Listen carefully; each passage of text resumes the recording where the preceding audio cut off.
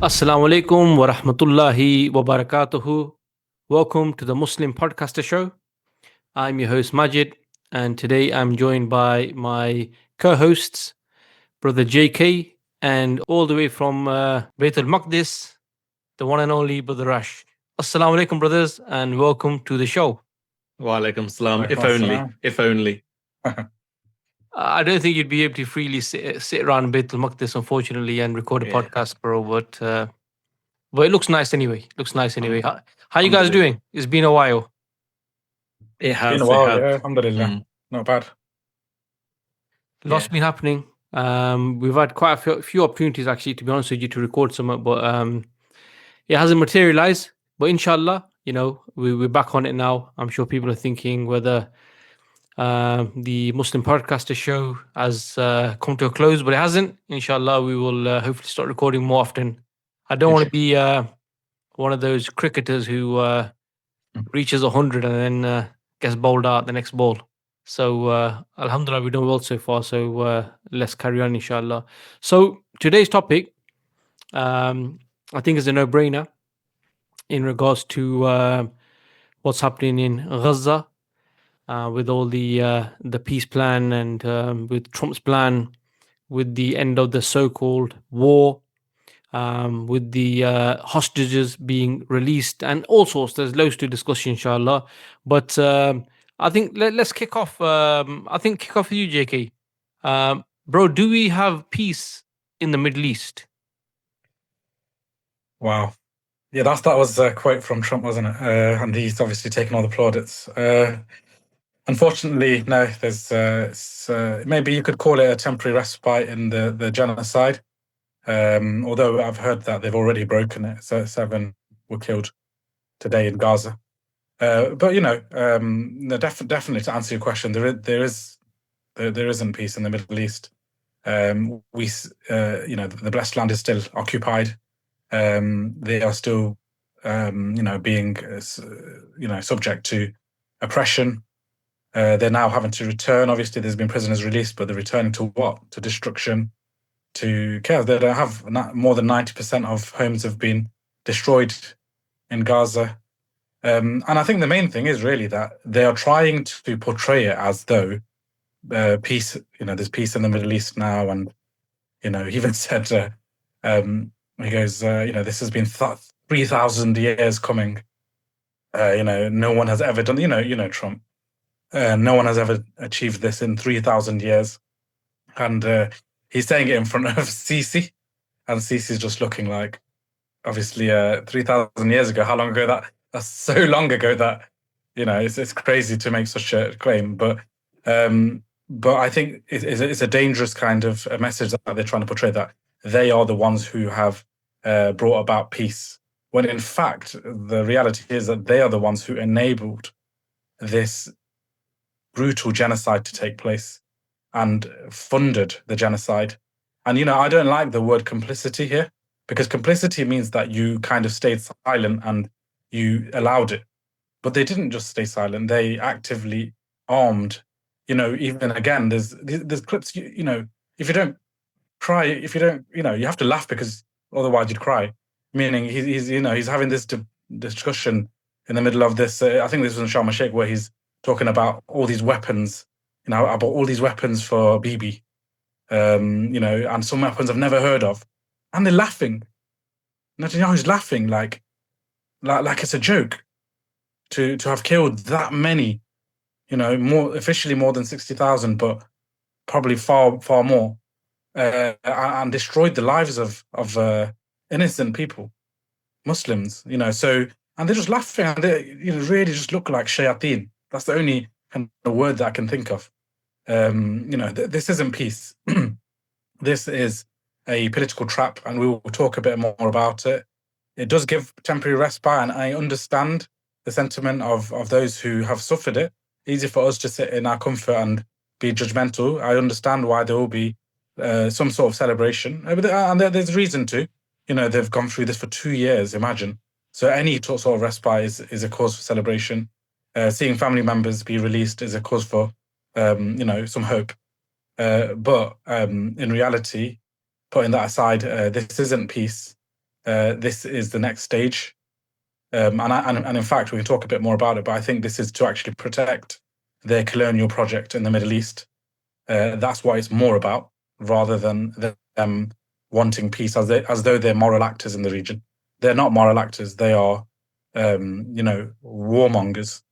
They call themselves peacemakers, but in fact they're warmongers, as Allah tells us. Yeah, exactly, bro. Rash, what are you saying?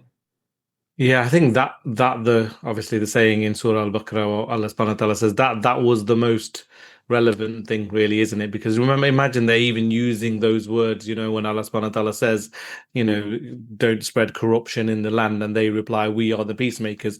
And imagine from the White House official Twitter, blessed are the peacemakers. It just normally you don't hear that word that often, but subhanallah, for Allah subhanahu wa ta'ala in the I know it's the translation, obviously it's the Arabic translation, but for those words to be said and so many people to immediately realize that, wait, that's just so correct. These are the corruptors, these are the ones that are causing all of the bloodshed, and the way they're laughing, it's just disgusting. When Trump actually turns around and says, you use the weapons well, I don't even know what they are, but whatever you asked for, we gave you, and you used them well. It's just like, just imagine. But what's interesting about stuff like that is that they're exposing themselves to the whole world.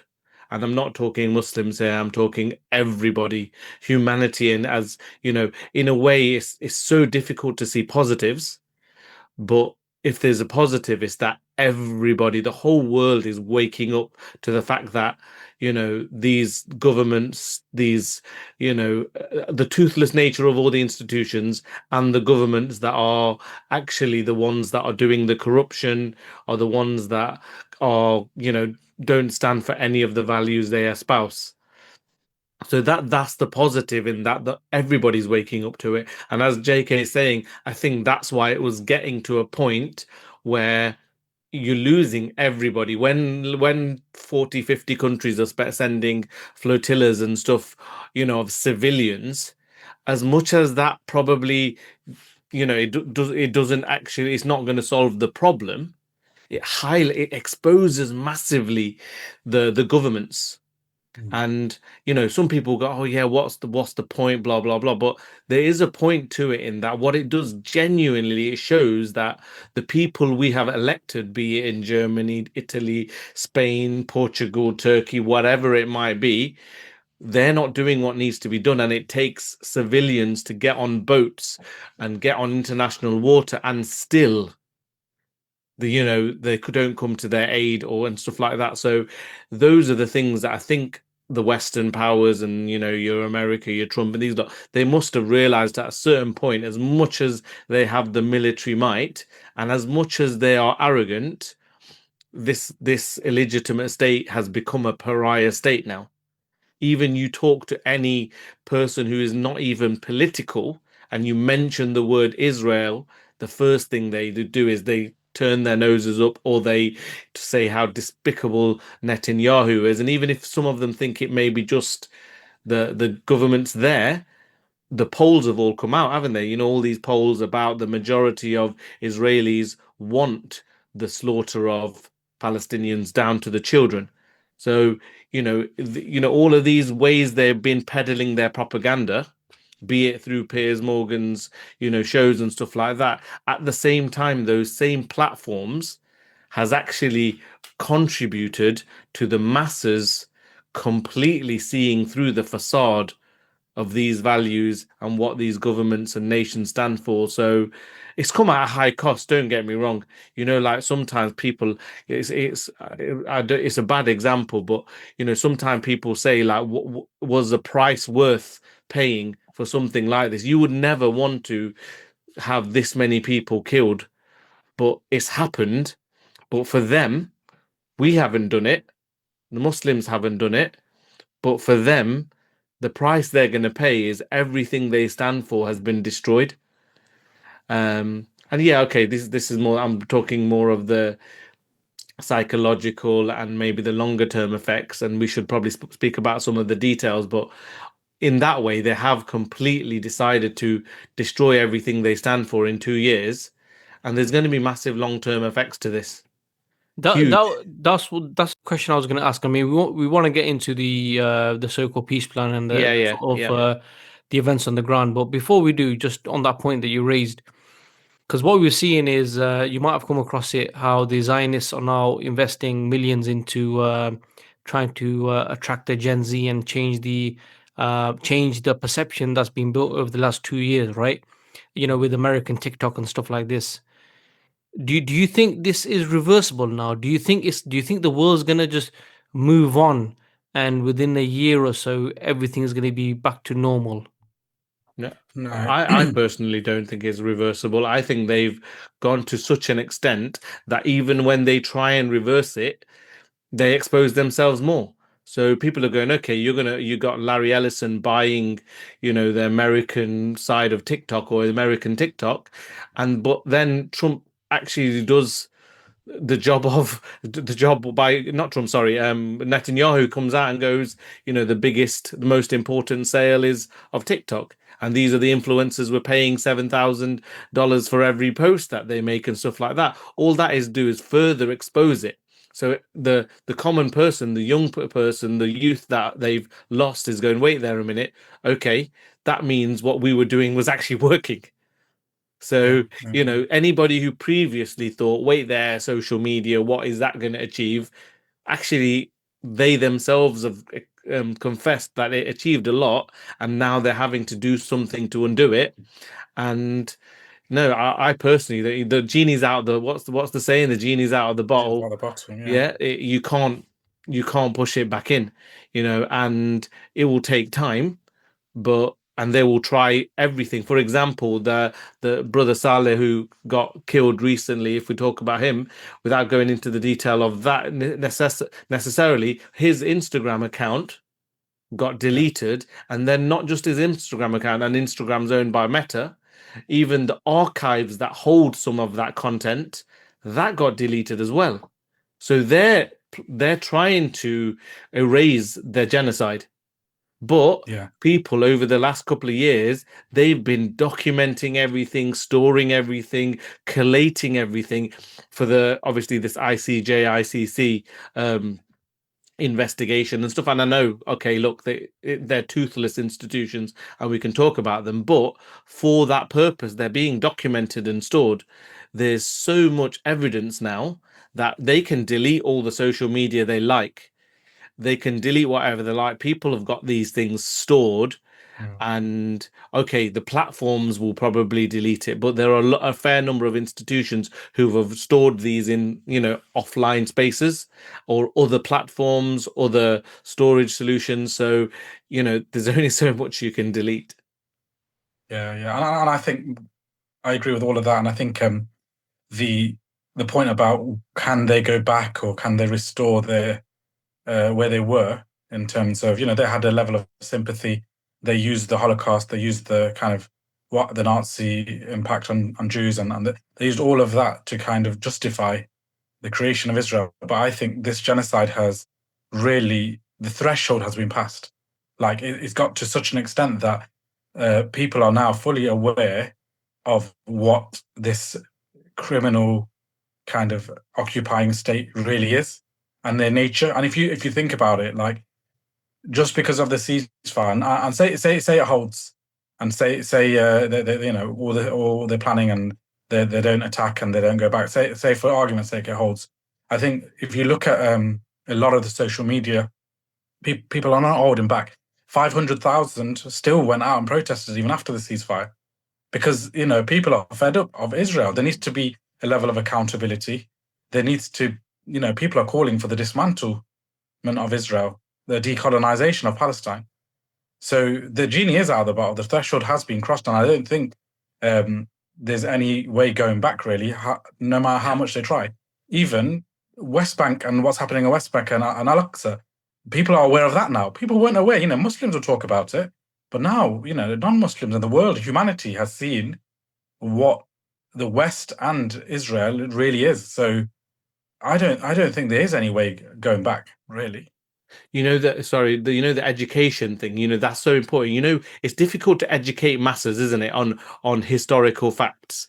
Because what happens is people generally build their opinions on what they've read, what they've seen, and the mass media generally, people who haven't read specific works, they will most likely believe what the media or the mainstream media is telling them. But what you've basically done in 2 years is almost spoon-fed the masses of the fact that this state is illegitimate.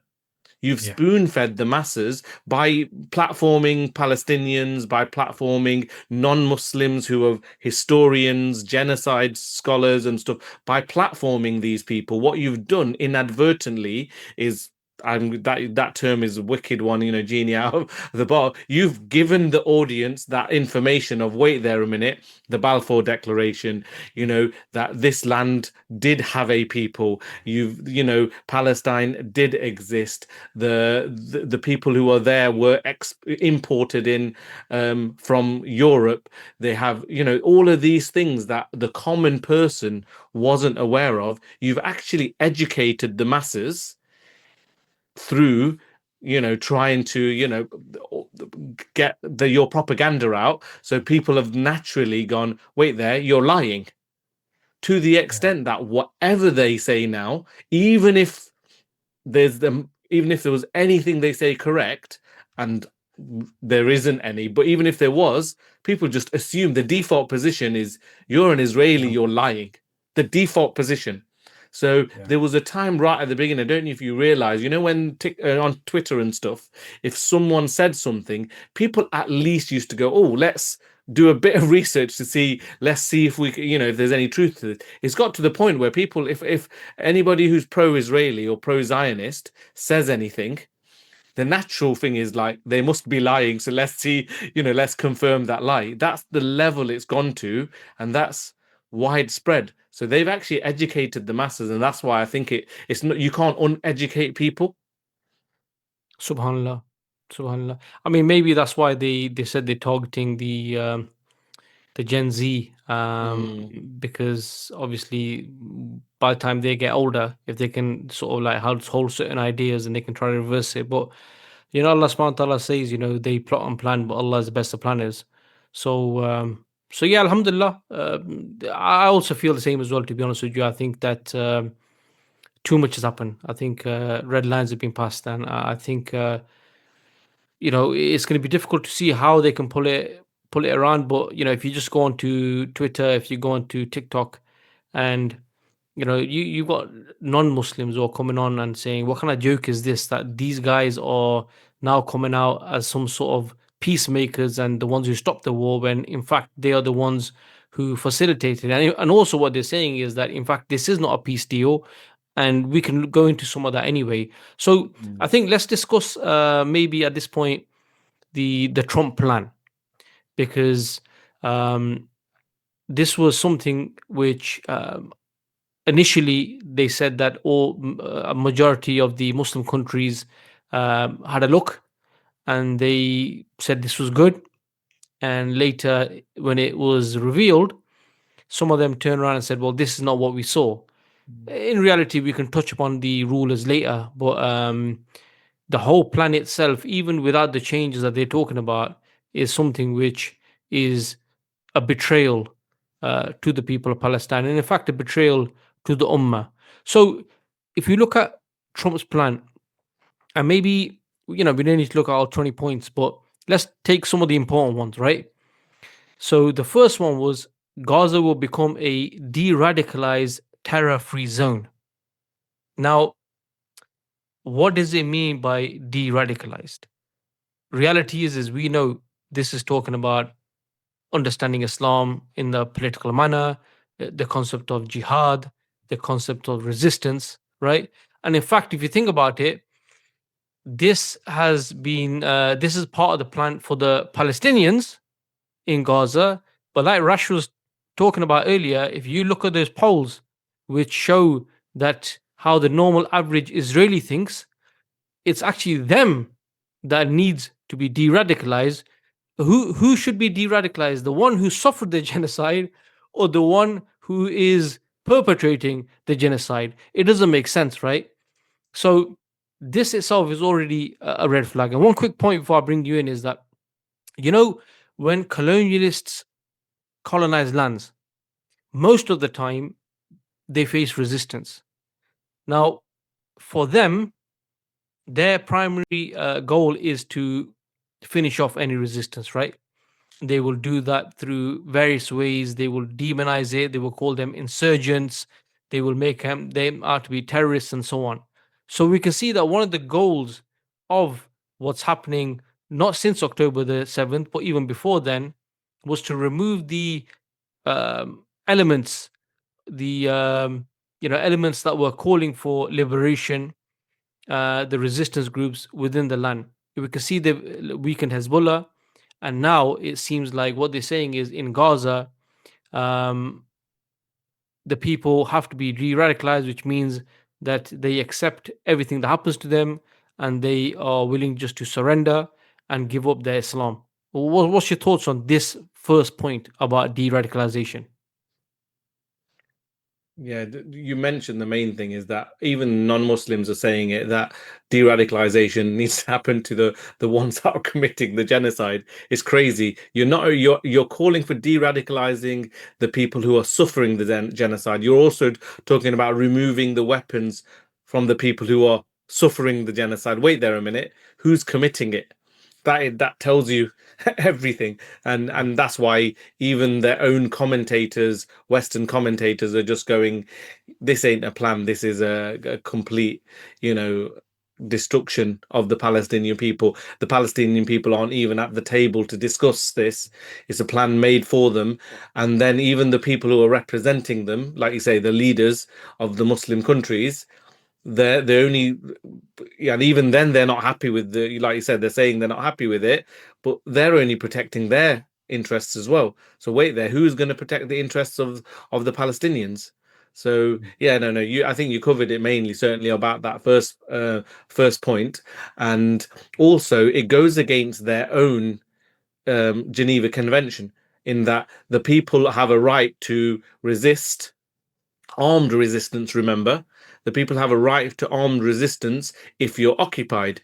Wait a minute, now you're saying, does de-radicalization mean you're not allowed to do armed resistance? Well, wait there, that's a contradiction in your value system.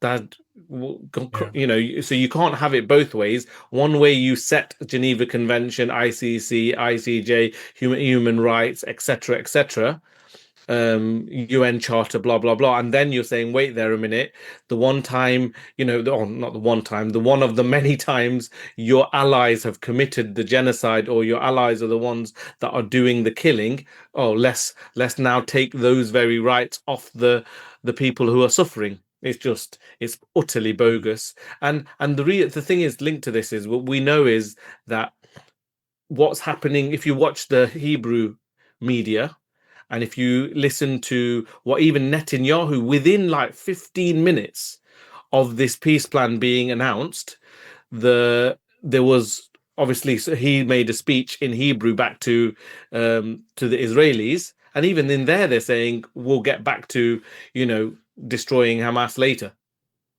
Yeah. So wait there, so what kind of deal is it that in English, for the English audience, to the Western audience, it's one message, and then to your Israeli audience and therefore your supporters, and this highlights why they need to have a different message in Hebrew and a different message in English, because you've radicalized your population sufficiently that you need to give them a different message to the one you're giving to the Western world, because you've kept them in a bubble. That's why they feel like the way they feel, because you've indoctrinated them and radicalized them. And now the only way to keep them radicalized is using your Hebrew language, so that you think that other people are not finding this out. But it's 2025. There's ChatGPT. There's tools to translate things at the click of a button. There's the easiest way in the world to pick up a video, transcribe it, stick it into an AI, and get the English within seconds. And that's what people are doing. And their own tools are playing a part against them. Working so against yeah. them, yeah. Yeah, even like just on that point, even some of the far right ministers that have basically propped up Netanyahu. Without their support, he wouldn't be in government. It's come to bite him back because they're like the likes of Smotrich and Ben Gvir. They are saying that we will go back. We will return to after basically Hamas loses their leverage when they've obviously given up their 20 hostages. They're just waiting for the dead ones, aren't they now? And the 27 dead bodies. When that is done, then Hamas would have lost its leverage, and Israel are free to go back to what they were committing prior. And we know they will, in the sense that we've already been through this loop. There was a ceasefire. It was lasted for a bit, and they returned to the genocide. And it was worse than ever. So who knows? Pray that it doesn't go back to that level. But I don't have any hope. There's no hope for me. I don't trust these guys. I was speaking to some Palestinians that they came to Juma actually, and they said the same thing. Like, it's good, but we're not getting our hopes up that this will last. But just to your question, Majid, on the fact of de-radicalization, I think the thing is, right, they have put forward a certain narrative on this whole event of the genocide of since October 7th, of Israel having the right to defend itself. This has been the narrative of the West and the Western media and the leaders throughout the genocide, right? They just can't get away from this support for Israel, their kind of colonial state. So they have to continue with that narrative. They can't give up on Israel now, even though there is obviously frustration. Even a lot of the Western governments are fed up because they know that what Israel is doing is self-destruction. So they've even said people like Macron and stuff. They're saying, look, this is crazy. Like, why have we allowed them to do such a thing? But the fact is, they have to carry on with the narrative that it is the Palestinians who are radical. It is the resistance who are the ones who are barbaric and depraved. But what's come to light is that everything they accused them of is not only no evidence of, whether that be rape, whether that be beheaded babies, whether that be all the things they accused them of, even the treatment of the prisoners. All of this has turned out to be a lie. None of with empirical evidence and Human shields. They human have shields. human shields. Setting up their bases near civilians. Exactly. You could make the longest list ever of the The ironic thing is that it is the Zionist state who has been doing those actions. They have been the ones who have been raping the Palestinians. They're the ones who have been killing children. They're the ones who have been using human shields. As the saying goes, every accusation is a confession. So really, as you guys have been saying, it is the Israeli state and the Israeli people who need de-radicalization. And it was actually Francesca Albanese who said that, hold on, you're asking for the Palestinians to de-radicalize. When are you going to ask the Israelis to de-radicalize? And remove these thoughts that they have that has led to this genocide. So this line in the plan is a betrayal and it's something we can't accept, and the Palestinians mustn't accept. And I know they've only accepted part of this plan, but there are some very things we need to watch out for in this plan. Very risks and traps all laid out in this plan that we just need to make sure that we don't fall for as an ummah. Even the element of de-radicalization, there's more than just resistance, because it's linked to Islam. People, because you might remember a short while back when Netanyahu was saying the kind of Islam we want in Gaza and Palestine is the same one that you find in Dubai and these places in the UAE. And then also another point within the Trump's plan is interfaith dialogue launched to promote values of tolerance and peaceful coexistence. So when they're talking about battles of civilization and they're talking about how the Zionist state is at the forefront of stopping Islam from spreading towards Europe, right? They're making it clear who the two sides are. So what they're also saying is the fact that what they want is a washed up version of Islam, a pacifist version of Islam, right? Which will then, not that I'm saying they will be even content with that, but nevertheless, that they feel they will be kind of like protected against, right? Because as long as Muslims understand what Islam is, understand the concept of worship, understand the Sharia, understand the rules, understand the Sunnah, all of these things, it's a direct threat to the opposite way of life, right? The Western civilization. So when they're talking about this uh, changing Islam, which they've been talking about since 9/11, this is also, I would say, another face of that, which is to pacify them. And the only way they can pacify them is by changing Islam, because it's is that when the Muslims resist, they don't resist because of the UN Charter. They resist because Islam tells you that if you are occupied, you must resist, right? You must fight jihad fi sabilillah. So the only way you can kind of change that is by changing those certain key ideas, such as jihad, such as Sharia and stuff like this. And that's what they're trying to do. And then mix that in the interfaith dialogue, which is basically to bring Islam down to a level um, where it's just seen as one of the Abrahamic religions, and then there's nothing unique about it, right? They had reforms, so why is Islam so special that it can't also go through a reformation and be brought up to the modern day, such as the Islam you see in the UAE and stuff like this?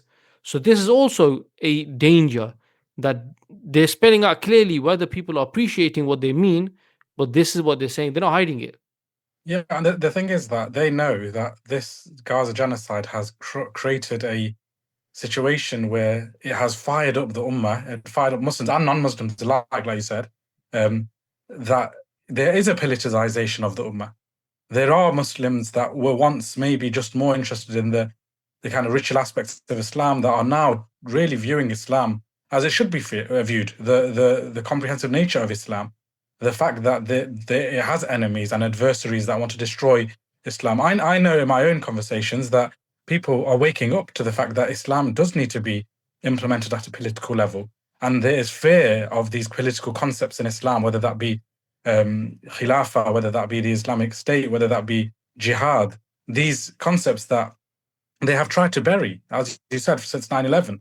But the ironic thing is that these events that they cause and they do against the Muslims, whilst it comes at a cost, it also comes at a cost to them, as Rash was saying. And that cost is that there's a politicization of Muslims, and they have now created not a generation of resistance in the future. I'm talking directly about those who have suffered it in Gaza and Palestine, but also the Muslim Ummah at large. We won't forget this. This is for us maybe another type of 9/11 moment, but for those who maybe didn't experience 9/11 or too young, they now have this moment in their lives where they can really view the nature of the West clearly in plain sight. And they didn't have that. We did, because we had 9/11, and you guys maybe had Bosnia. I was a bit younger, so I don't remember that. But you know what I'm saying? That these moments in our lifetimes will act as a catalyst, inshallah, for that change. And I think this is what will lead to their destruction because of these events. Because if you think normal Muslims, what they're saying, look at these useless rulers that we have. Exactly. Had the Muslims had real, genuine leaders, had they used their armies, so on and so on and so on, right? People have concluded this now. So in reality, it's pushed people more towards Islam rather than away. But obviously, they're going to try what they need to, right? Also, another point which was pretty bogus, they're all bogus to be honest with you, but one is reforms paved the way for Palestinian self-determination and statehood, right? So their policy, their official policy of a two-state solution, they couldn't even clearly include that in here. But just think about this. When we're thinking about radicalization, you're thinking about, they want to remove those Islamic concepts in people. Brothers, they're even saying that sellout institutions like the PA need to be reformed. Yeah. It's like the worst of the worst need reformation. What the hell do they want? what exactly do they want the Palestinians to be like? It's weird. So the fact that they're saying you need to reform before before we can even start thinking about two-state solution. But Fatah, PLO, they signed the Oslo Accords. They already, according to them, recognize the Zionist state of Israel and the 67 borders and all that stuff, right? How much more do they need to be reformed? So, I mean, you just look at all of this. I mean, even point 20 as well. The US leads talks for a peaceful political future between Israel and Palestinians. It's like the ones who have been supplying and who have been a party to the genocide are going to be the ones who will be leading, not involved, leading the peaceful political future between the Israel and Palestinians. So, I mean, look, this 20-point plan is a joke. Like I think it was Rash or JK, I can't remember. You mentioned, like, what people have been saying is, look, even the Palestinians weren't even involved in any of these discussions. How different is this to, bygone years of colonialism when, the foreigner, the white man, was the one who was dictating how other countries are going to run their affairs, right? How is this any different? And then throw in, people like Tony Blair, who everyone knows what he stands for, right? And what he did in Iraq. I think that highlights the level of arrogance they show, because it's not like they don't know the likes of Tony Blair, even in their own countries, is despised. So, if it was like someone they at least thought, like, let's bring someone to the table who everybody kind of has some modicum of respect for, then maybe, like when you're the velvet glove approach, you're trying to get a deal in, but yeah, okay, it's kind of, we know it's a bad deal, but we'll cover it with something nice. They're not even doing that. To bring the likes of Tony Blair into it, a war criminal by their own standards, who's responsible for the killing of millions, the murder, sorry, of millions, and then to think that anybody, their own people, let alone Muslims, are going to accept that, it either shows their stupidity or actually it's more likely their arrogance. And all of these points that in the 20-point plan, they just further highlight, from an Islamic point of view, certainly Muslims should go, well, we can relate that to everything that Allah subhanahu wa ta'ala is telling us. Like Allah tells us, again, it was in Surah Al-Baqarah, that they will never be pleased with you until you follow their way. You have to be like one of them. And even then, their racism stems through in that, they see Muslims in one way, brown people in one way, and their own people in another. Even like the terminology being used in the last couple of days by the likes of Sky News and stuff. The Palestinians are prisoners, and the Israelis are hostages, and Israelis have families. The Obama tweet and stuff, the one where he's got Israelis have families, but the Palestinians are just people. It exposes their racism in such a disgusting way that even what Allah subhanahu wa ta'ala is telling us is, like you say, even if we be completely convert, they still won't be pleased with us because we have the wrong color skin. Yeah. It's crazy. Just one other quick point on the ceasefire thing, sorry, is that, like you say, this whole ceasefire, well, look at what's happening in West Bank. You're just going to forget all of that. Look at the fact that who is most against the so-called two-state solution? The Israelis. So wait there a minute, even if the Muslims or Hamas or whoever has compromised at some point, what kind of rubbish Palestinian statehood are you talking about when, the ones that you are at the table are the ones that are most opposed to it? They're the ones that can go and kill people in another sovereign land and all of this kind of stuff, and that has really exposed everybody who's at that table, especially the leaders, because you can tell they're just doing it. Even if they had a say in how these negotiations went, even if they had some influence, because say for instance some of the Muslim countries had some influence in getting that ceasefire and they were involved, why are they involved in that? And the benefit is to them, because like JK was saying, the people, the populations are at boiling point, so they don't want that to spill over and cause a revolution in their countries. What does that mean? That means you're getting toppled. So instead, you continue to pay your trillions to America, and Trump continue to give your free planes and stuff, but you've been exposed. The jizya you've been paying hasn't got you protection. Yeah. The thing Yeah, is, I mean, the thing is, bro, is when you're talking about the rulers, yeah. Obviously, someone could say, well, why now? Where the hell you been for the last 2 years, right? Yeah. But I think what's clear from this is something that people have been saying for a while. They have been saying, and this is not Muslims, non-Muslims, people in media, people, analysts. They've been saying all it needs to stop what's going on is one phone call from Trump. Mm. So they've decided now is the time to stop this. Now, whether that's because the public opinion, whether that's because they want to save their asset in the region, whether that's because they think they've actually achieved the objectives of why they've allowed this to go on for so long and supplied them, right? But that's all it's taken. It's taken now the Americans to say, okay, let's just stop, right? So when these guys gather all around this summit, all these leaders, right, all these sellouts, they're just like poodles.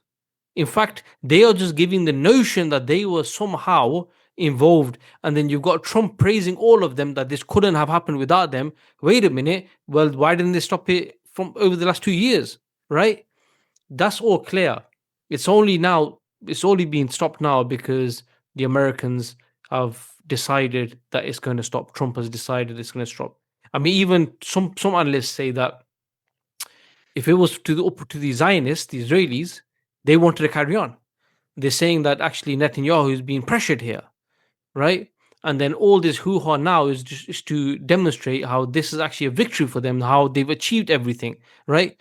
Because the hostages was a sticking point, but they couldn't get the hostages out without some sort of deal, right? And they weren't willing to make that deal because they weren't even bothered about the hostages, right? mm, But the Americans, like I think JK mentioned earlier, you got to understand the West and mainly America has invested trillions in this entity, in this forward base of theirs in the heart of the Muslim land, right?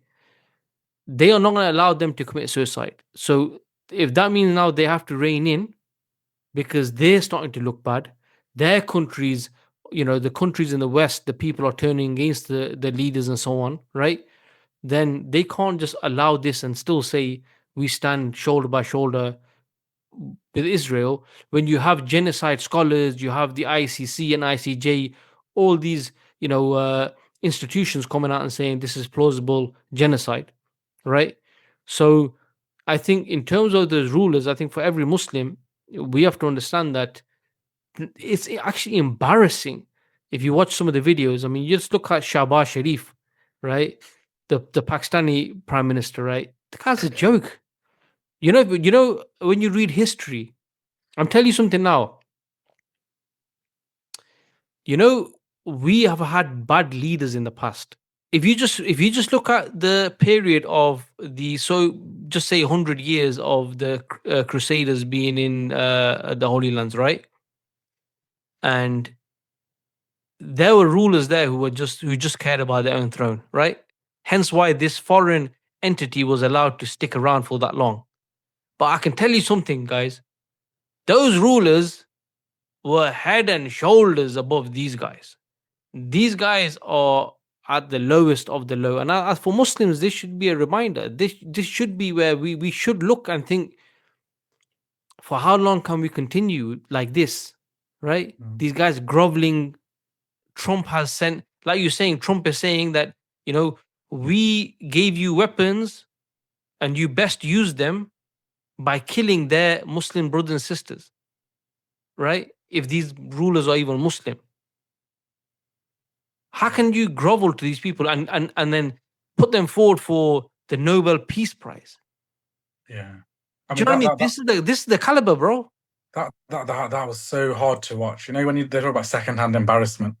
I mean, the groveling, the bootlicking. I don't know what you want to call it, but I was like, I felt sick watching it, because you just think, what the heck? Like, just shut up. Like, you're there. Don't That's bad say enough, anything. yeah? Just don't say anything, man. Like, this guy just proper groveling. You might as well have licked his boots, man. It was disgusting to see.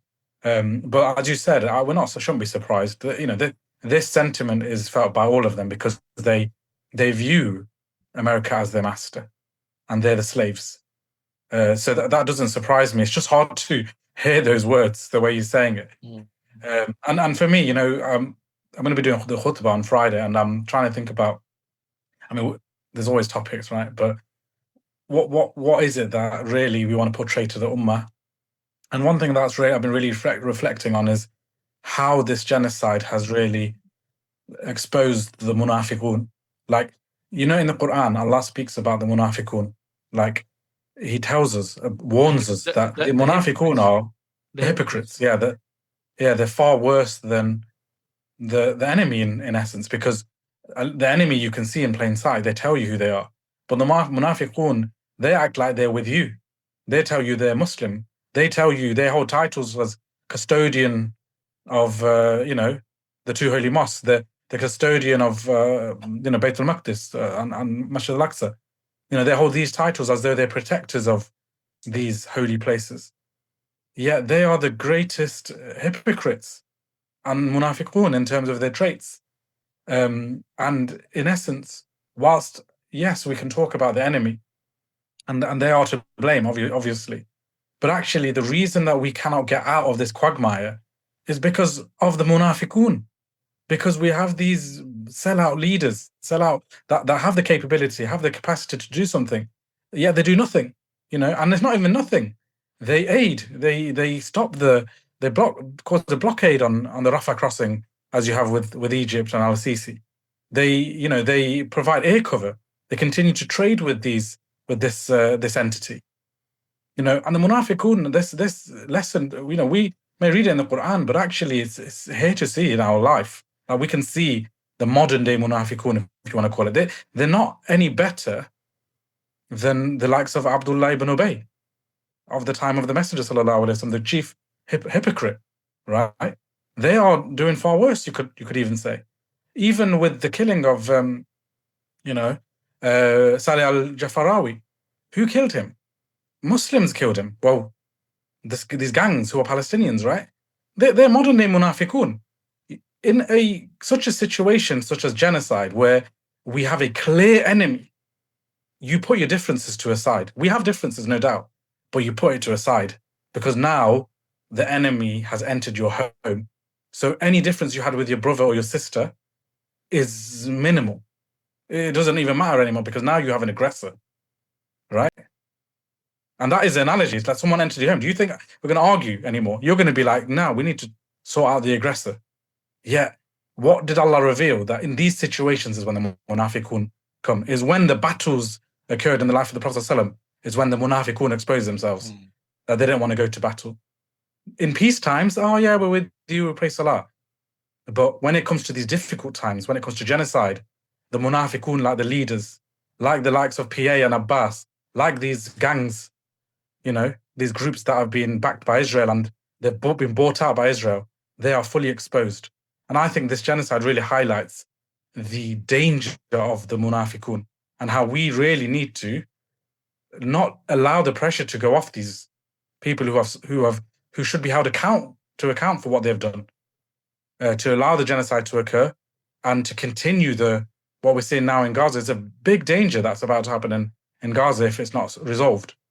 So I think, as you guys are saying, I think it really gives us a lesson that there are enemies within that are just as bad as the enemy from outside. And the genocide really exposes it for us to see. It's laid bare in front of us. Yeah, exactly, bro. And that's why, you know, they said this is the Furqan. it's a differentiator. But I think one sort of last section here question I want to ask is, moving forward now, in terms of what do you think is going to happen in Gaza? Because there's loads of things to even unpack here. Um, did the Zionists actually achieve their objectives? With Hamas, for example, for them to accept this condition, even though they said this have accepted parts of it, what does that actually mean? Is this are they actually pulling a maneuver here because they know that actually once these hostages, which was basically their safety card, once they've been released, then these guys are going to come back and do what they have to. So it even further exposes them. Is that their thinking? Like they're in a situation where they're thinking, look, our people are suffering, but these people can never ever, you know, stick to their word, right? Look what's happening in Lebanon. They're still bombing Lebanon, right? They don't stick to ceasefires. And remember the last time this happened, they agreed there was, a ceasefire for 3 months, but soon as it started moving on to stage 2, which was now them leaving Gaza, now the war to actually be officially over, what we saw is they went against and they just started bombing people in Ramadan, right? So I don't know. It's a difficult one. What do you guys think? What's going to happen? Do you think the resistance will give up their weapons and so on? And I don't know, man. It's a difficult one. But what's your Yeah. thoughts? Just some thoughts, really, because it's hard to say. Like you say, you're not there on the ground, so you don't know the exact things of what are happening. But the issue with the timing of the ceasefire, and obviously your question as well, is that Gaza had, like JK said, Gaza is 90% destroyed, to the extent that I think there has to be an element where I don't think whether it's America or Israel appreciated the will of the Palestinian people, in that any other people, if you're bombing them like continuously for 2 years, like this, not just bombing, the torture, the psychological torture of drones being everywhere, bombs coming down, no food, not allowed to go even fishing, not allowed to, you got nothing to eat other than like most of the time nothing, but otherwise the bare minimum, the conditions you're living in, all of these things. After all of that, for people not to leave at any opportunity, I know it was so difficult for most people to leave, they must be shocked at just how resilient the Palestinian people have been. Yeah. And I think they got to a point where they're like, these people are just not going to just leave. So there had to be a kind of a cutoff point at a certain point. And I think that leads into what you're saying, is that I think there's a strategy here that because the place is destroyed, people are going to find it difficult to get back to any degree of normality anyway. They're saying it's going to take 30, 40 years to rebuild or remove the rubble and all of this kind of stuff. It's and you've seen now some of the videos of people going back to the north of Gaza and going, well, I can't. One of the brothers I was watching said, we don't know where the roads are. It's been so destroyed that you can't even go into an area and go, that was a building, that was a road. There's so much damage that you can't differentiate between the houses and the roads. So, putting that back into a living environment is nigh on impossible. And it's got to that point where they've gone, even if the Palestinians come back to these areas, it's unlivable. So I think that's part of the strategy. On top of that, I think there's also a strategy of, and we saw it with the brother Al Zafrawi who got killed, that they're funding militias that they've been doing the whole time. Remember, the whole time, whenever they've tried to pin something on the resistance, it's usually been their militias on the ground doing things in order to give the resistance a bad name, or causing chaos, stealing aid, and certain groups affiliated to Israel or affiliated to the PA, which is why we know they're, as JK was saying, complete sellouts. But I think they see a strategy of, even when we stop to an extent, they're not going to stop. They're going to carry on. We know, but even to what we class as the ceasefire at the moment, there's other means for them to continue the occupation, the destruction, the lack of anybody being able to bring it back to life. And even if it does, the other point is, say for some reason this Trump, Blair, Kushner, Gaza plan, whatever, Riviera, and all of this rubbish that they've been talking about, even if that comes to a level of fruition because these Arab sellout rulers give money and, rebuild the place, that still arguably hasn't given Israel what they set out for, because they wanted that for themselves, which is why I think West Bank is very important, because in the process of, the Gaza Strip being taken by the likes of American control or, help from some of these Middle Eastern countries, they've given away the West Bank in that process.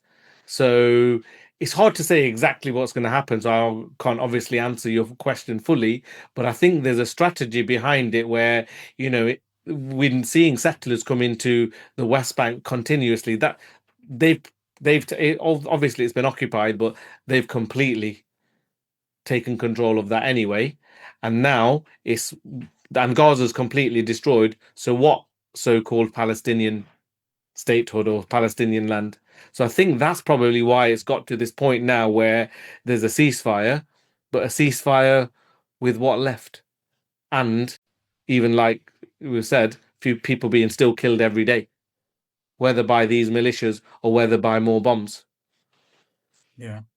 I just add to that. I think, it is difficult for two reasons. I think firstly, difficult, just the level of uncertainty and the fragility of the ceasefire, that, could be broken, and it kind of has already. They kind of, already killing and stuff like that. But it's also difficult to say because, at the end of the day, we're not there.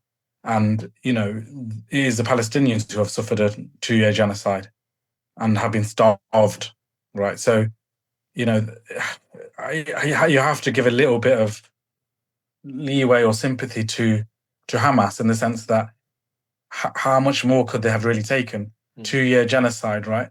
And as Rash is saying, they still existed. They still remained as landowners of Gaza.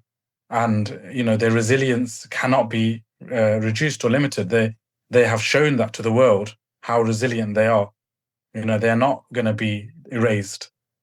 They have shown to the world they've won over the humanity and the global kind of opinion, and against the Israelis as well, against the Zionists. So they have won. If you think about the objectives that Israel would have had in terms of war objectives, they've failed on every single one. They've not destroyed Hamas. They've not been able to take over the whole of Gaza. They've not been able to achieve their aims in that sense. They've killed. They've a lot of brutality, but actually they've lost a lot. They've lost the standing in the world. So in essence, they have failed.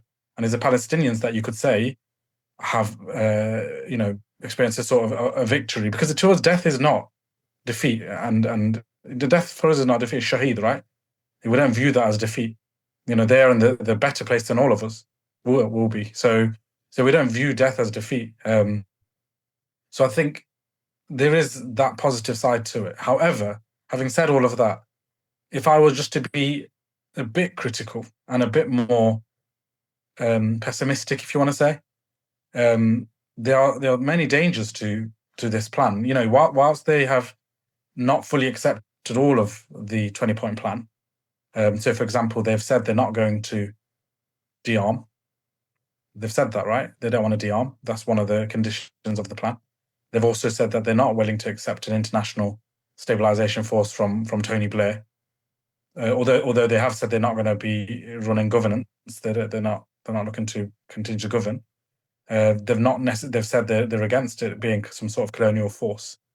And these are the big dangers of the next phases, right? So this is phase 1. But what does phase 2 and phase 3 mean? And I don't know whether it's even going to get to phase 2 and 3. Because phase 2, if you think about phase 1, it's to the yellow line, isn't it, in this map? And this yellow line means that Israel continues to occupy 60% of Gaza. So obviously that's not enough. We can't. This is not acceptable to us. Bro, And then they were cramped there anyway. exactly, yeah, in Gaza. So the fact that this first further land grab if they remain there, right? And secondly, as you've already said, like they can't de-arm. How can you expect resistance to just lay down their weapons and be like, yeah, we'll trust the Zionists after all they've done? No, that's not acceptable. They will continue to resist. And secondly, this stabilization force, international stabilization force, that's nothing short of being another sort of British mandate. If the Zionists on there, it's still the colonialists out there. That's not acceptable. That's not a free, liberated Palestine. So I think there are many risks in what's coming ahead, and I think that's why it's really important that while there is this public opinion for Gaza and this kind of public support, that needs to continue. There needs to be an escalation. There needs to be continued accountability of the rulers and those who have betrayed Gaza. There needs to be continued accountability of Western governments, protests against it. There needs to be continued pressure on these corporations. That needs to carry on because it's not the end, and they're trying to portray it as the end. It's not the end. They wish that it was the end, but actually there's far more coming, and it's really important that we keep close to it and continue to speak as we are about the dangers of this and warn Muslims about what's about to happen, so that we can continue to raise our voice and seek the assistance of Allah in what's about to occur. Subhanallah. Yeah, definitely agree, bro. And that's one of the things which I mentioned earlier, where is there a danger that people will just move on now? But I think one thing that has to be made clear, that Western civilization, these nations that are being portray themselves as leaders of the world, what they are showing here is you can commit a genocide, right? And the final plan that these nations conclude is basically letting those people who commit the genocide go scot-free. How does that even make sense? Rash, sorry, you're going to make a point. I was just going to say that, like it's difficult to talk in terms of victory and defeat and all of those things. But in general terms, even if, and I know this is hypothetical, but even if they completely removed all the Palestinians from Gaza and from West Bank, and they completely took all of the land, even if that happened, at what cost? Because the cost has been that they've exposed themselves completely, even to the extent to add things that have been said most recently with Trump speaking in in Israel and stuff, and he's been openly saying about that Miriam Adelson, about the money that he got. He's their big she's his biggest donor from the elections. She's an open Zionist, as was her husband Sheldon. Yeah, these are Zionists that are controlling their government. There's an exposing of AIPAC across America. They're exposing of people who are part of the American deep state. They're exposing of the fact that every single war they've gone to is the one that's costing the Americans for generations to come, where their economies in turmoil, 30 something trillion in debt. Although, okay, because of the World Bank and stuff, they can pretty much play with some of those numbers for the time being, at least. But at what cost? Yeah, and in time, people are going to realize that the cost was too heavy. Even if they get everything, and we know Israel are not going to stop at Gaza and West Bank. The Greater Israel Project is now on the tongues of non-Muslims. Did anybody ever talk publicly about the Greater Israel Plan before? No. People, your Joe Rogans, your Tucker Carlsons, your Candice Owens, and people who have huge platforms, are openly talking about APAC, the Greater Middle East Project, the how the Israeli populations like rabid dogs and bloodthirsty dogs now. These are open conversations, not even amongst Muslims. So that's the cost. The cost that the Palestinians have paid with their blood, and like JK saying, is they've certainly got victory. Whether we say it's a victory for Muslims, Islam, or Palestinians in general and stuff, Allahu Alam. But certainly the ones that have sacrificed their lives and been shaheed, they're certainly victorious.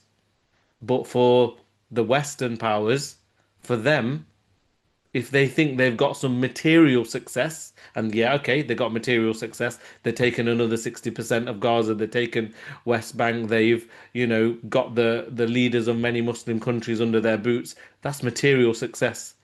But in the grand scheme of things, you've opened up the entire world to what your depravity is. And then lastly, I just also say that I know I'm just quoting, again, someone who's been really active on it. I was watching this monologue that Owen Jones recorded. I thought it was absolutely brilliant because he basically said, in freeing Palestine, we need freeing ourselves. We've freed ourselves because they're saying we've been fed BS for generations, and in taking up this Palestinian cause, we've realized everything our governments have been telling us, be it 9/11, be it the USS Liberty that everybody's talking about now. They're saying, wait there a minute, this rabid kind of illegitimate state has carried us into all of these wars. And yeah, we know there's more to it than that. We know that there's a strategic interest there, and that's why it's not just Israel controlling everything. That's naive. But that does mean that's what your governments wanted to do at the expense of the people. The people are waking up, and there's only so long you can keep them pushed down under a thumb with power.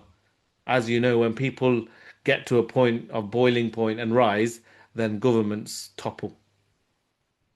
Subhanallah, bro. Subhanallah. I think that's a thought-provoking point to maybe bring the podcast to a close, inshallah. Some fantastic points, and as the brothers have said, as Muslims, we need to make sure that we need to do our part. Over 2 years, in all honesty, the people of Gaza have paid the price. They've remained steadfast, but I think we need to question that 2 years ago, on the 7th of October, maybe they were hoping that their brethren they were triggering something that the Ummah was going to take part in, because Al-Aqsa belongs to the Ummah, but obviously that never happened. However, they remained on the front line, and Cam made a fantastic point a while back on a podcast, and he said how the West work. Basically, when they know that you're, at one point and you're not negotiating, what they do is they take you all the way back, and then when they want to negotiate, you're no longer here, you're here. So some of these terms that are being pushed down the throats of the Palestinians, only time will tell whether they accept them or not. But that's their plan, to get them to such a desperate state that they just accept them. But I mean, if 2 years of seeing the steadfastness of the people of Gaza and Palestine hasn't learned, they haven't learned from it, then I don't know what will. But brothers, Jazakallah khair for joining me on the podcast today. I really appreciate your thoughts and the angles, and hopefully, inshallah ta'ala, we can do this again soon. Inshallah. Sooner than later. Everyone else, I apologize for it's been a long while since I published a podcast. However, inshallah, hopefully we can keep this more regular now. Please show your support, leave a comment, like the video, and share it with family and friends, inshallah ta'ala. And on that note, my brothers, Assalamu alaikum wa rahmatullahi wa barakatuhu. Wa alaikum salam wa rahmatullahi wa barakatuh.